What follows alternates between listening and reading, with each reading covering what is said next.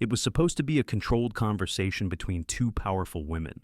No audience, no applause, just microphones, cameras, and nowhere to hide. When Meghan Markle sat down across from Megyn Kelly, the room felt different instantly.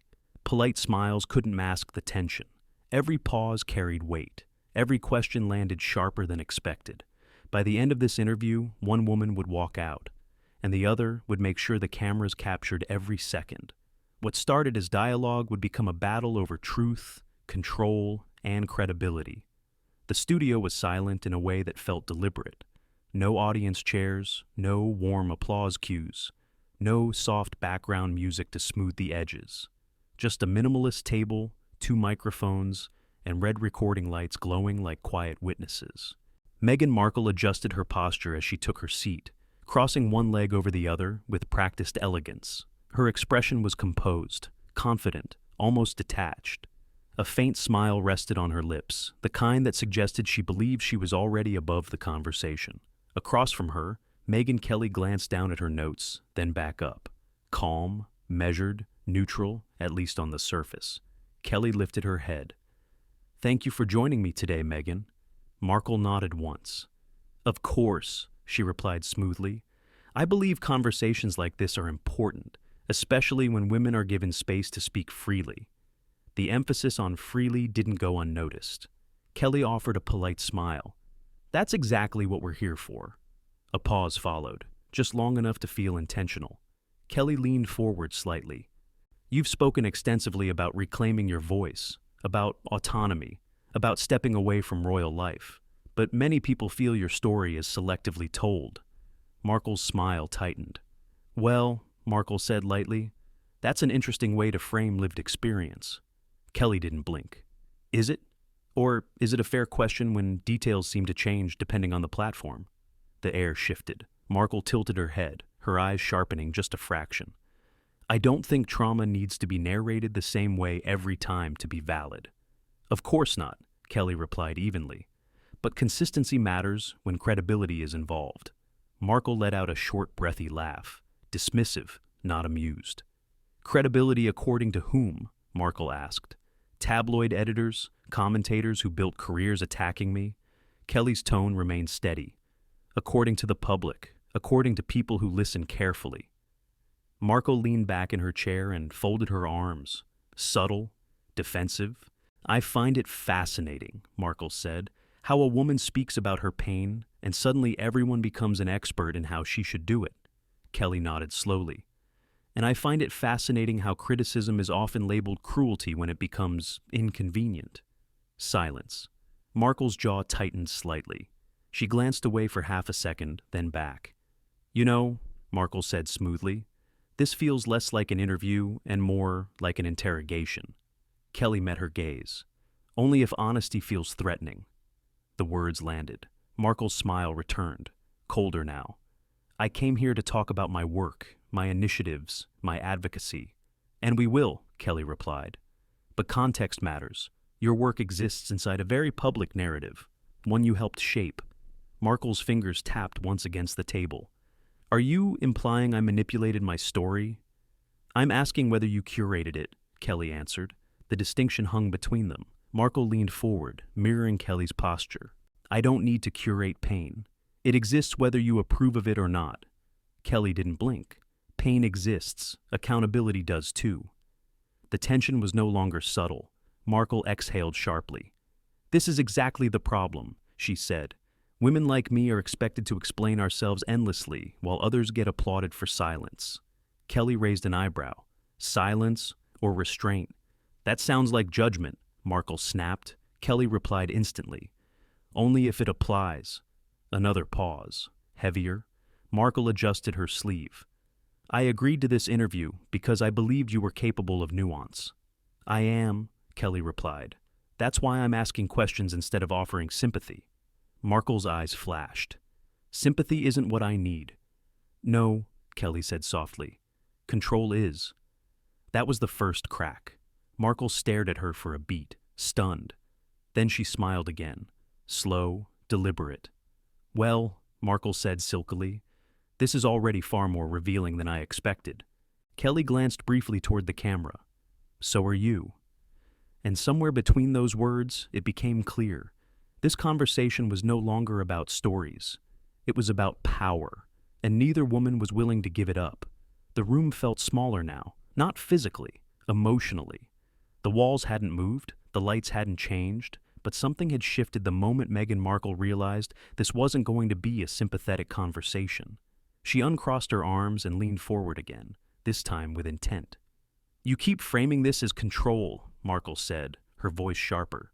"But isn't it interesting how women are only accused of wanting control when they refuse to be silent?" Megyn Kelly nodded once. "That's true in many cases," she said, then added quietly, "but not all." Markle's eyes narrowed. "So, which category am I in?" Kelly didn't hesitate. "The one where silence was replaced by saturation." Markle let out a dry laugh. "That's clever," she said, "but also deeply unfair." "Is it?" Kelly asked calmly. "You've spoken on podcasts, documentaries, books, interviews, panels, yet you insist you were silenced." Markle's tone hardened. "You're confusing access with agency." Kelly glanced briefly at her notes, then back up. "Then let's talk agency.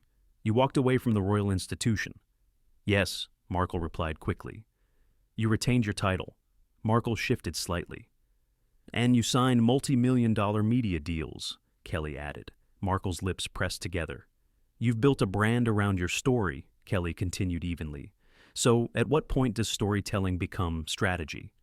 The silence that followed was heavy. Markle inhaled deeply. "I won't apologize for surviving," she said, "and I won't apologize for using my voice to empower others." Kelly's tone softened, but only slightly. Empowerment is powerful, but it becomes complicated when it centers one person endlessly. Markle scoffed. "So now I'm self-centered." "I didn't say that," Kelly replied. "I said centered." Markle leaned back abruptly, shaking her head. "This is exactly what I mean. Women are allowed to speak, but only in ways that make others comfortable." Kelly met her gaze. "Or accountable." Markle's voice rose a notch. "You keep saying that word, accountability, as if I owe something to people who never live my life." Kelly responded calmly. "Public trust comes with public platforms."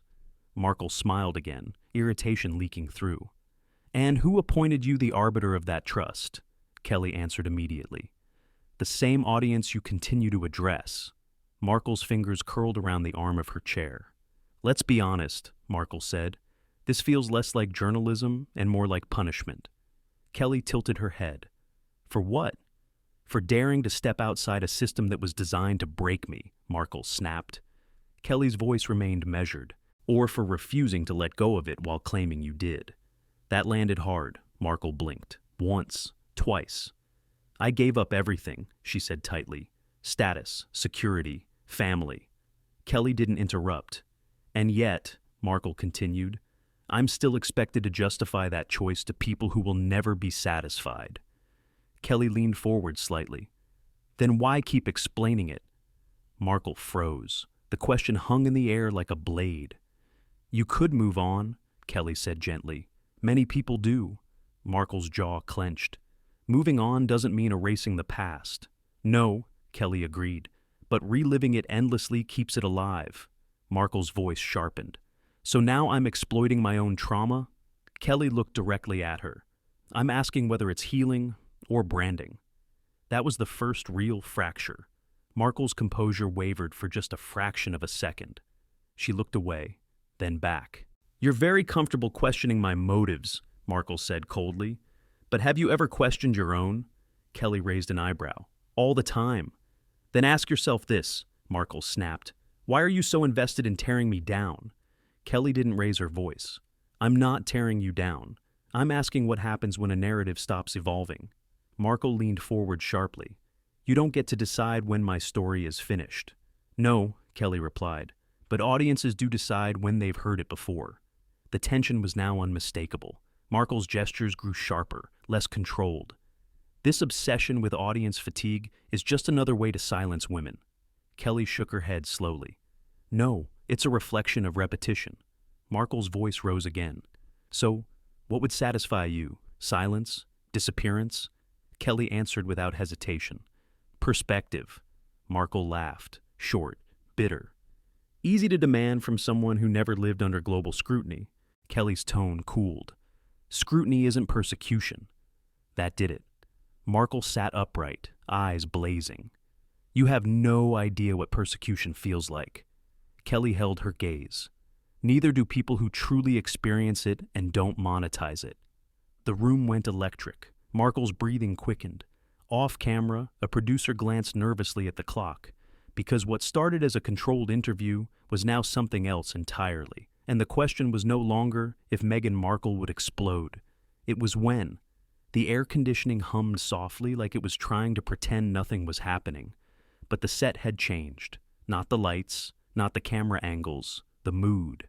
Meghan Markle had stopped smiling altogether.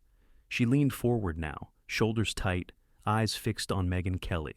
No longer like a guest across a table, but like someone facing a challenge she refused to lose. Kelly glanced down at her notes. "Before we continue," Kelly said calmly, "I want to clarify something." Markle didn't blink. "Go on." Kelly's voice stayed neutral. "You've said repeatedly that you left the institution for peace, for privacy, for safety." Markle nodded once. "Correct." "And yet," Kelly continued, "your public presence since leaving has been constant, more content than most working entertainers." Markle's jaw tightened. "So we're back to this." "We're back to consistency," Kelly replied. Markle let out a sharp exhale.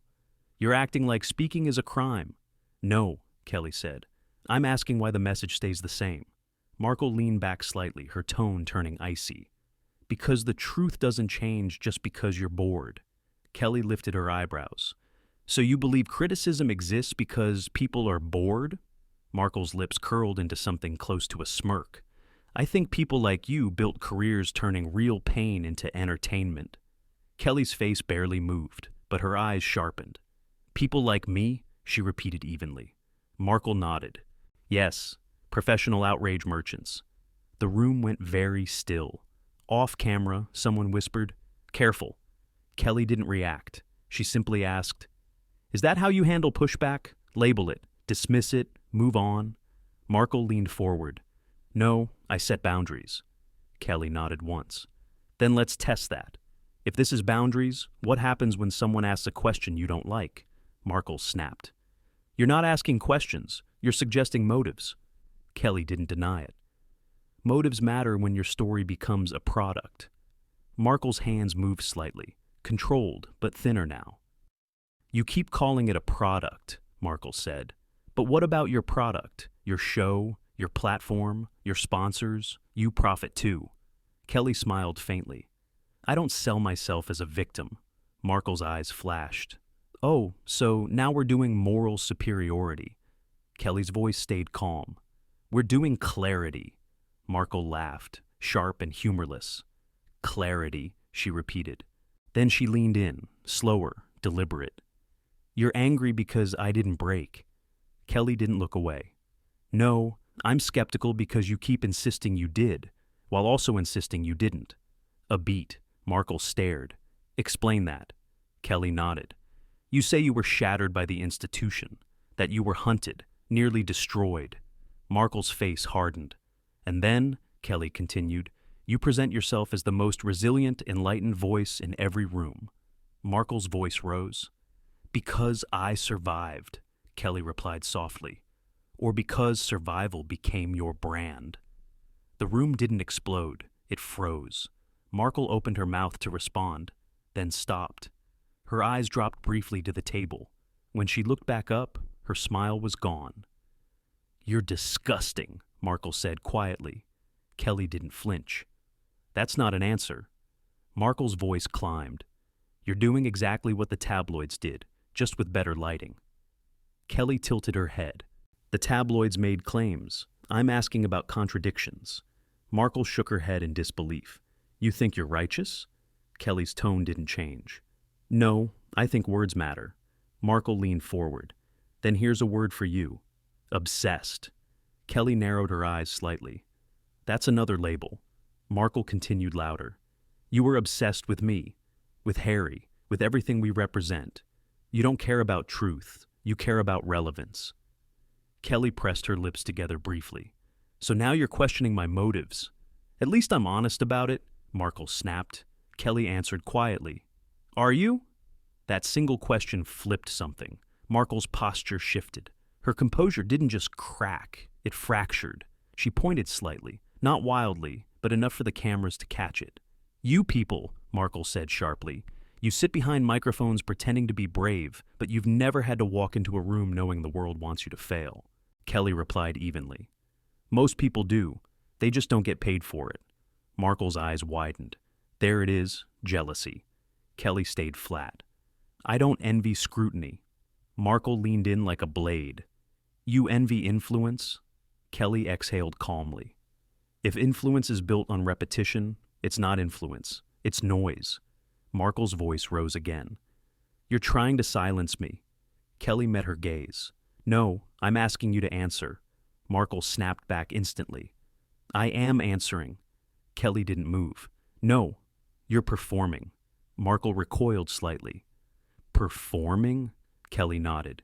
You're giving the version of yourself that wins headlines, not the one that wins trust. Markle's hands tightened into fists on her lap. The camera caught it, barely. Kelly glanced down at the papers in front of her. Then she said, Let's talk specifics. Markle's eyes narrowed. About what? Kelly lifted a page. About statements that changed over time. Markle stiffened. I'm not here for a courtroom game. Kelly looked up. Then don't treat it like one. Just answer. Markle's breath quickened. Off camera, a producer murmured something. A warning. But it was already too late. Kelly raised the paper slightly. Are you ready? Markle's smile returned. Thin, hostile. Go ahead, she said. Try me. Kelly didn't blink. And the way she held that page, steady, patient, precise, made it feel like the next 30 seconds would decide everything. Because once those lines were read out loud, there would be no polite way back. For a moment, no one spoke. Megyn Kelly held the page steady in her hands. The cameras didn't cut away. Meghan Markle stared at the paper like it was a trap. Kelly inhaled quietly. Quote 1, Kelly said calmly. We wanted privacy. We wanted a quiet life, away from media intrusion. Markle nodded sharply. Yes. Kelly didn't look up. Quote 2, she paused, just long enough. We will continue telling our story in our own words on platforms that reach millions. Silence. The hum of the studio lights suddenly felt deafening. Kelly lifted her eyes. Which one is true? Markle laughed, not warmly, not nervously, dismissively. That's your big moment? Markle scoffed. You think you've caught me in some clever contradiction? Kelly didn't rise to it. I'm asking a simple question. Markle leaned forward, eyes blazing. Both can be true. Kelly tilted her head. Explain how. Markle exhaled sharply. Privacy doesn't mean silence. It means control. Kelly nodded. Control over narrative. Yes, Markle snapped, which you clearly resent. Kelly replied evenly. I don't resent control. I question credibility. That word landed hard. Markle's jaw tightened. You don't get to decide my credibility. Kelly's voice stayed calm. The audience does. Markle's voice rose. What audience? This isn't even a real studio. No applause, no energy. Just you trying to corner me like this is some expose. Kelly didn't blink. You agreed to the format. Markle laughed again, sharper. I agreed to a conversation, not an ambush. Kelly held up the paper. These are your words. Taken out of context, Markle snapped. That was it. Markle's composure finally broke. Her hands came up now, not wildly, but no longer controlled. You know what? She said, her voice shaking with fury. This is exactly why people don't trust journalists anymore. You pretend to seek truth, but you're just hunting gotcha moments. Kelly leaned back slightly. Then answer cleanly. Markle slammed her palm lightly on the table.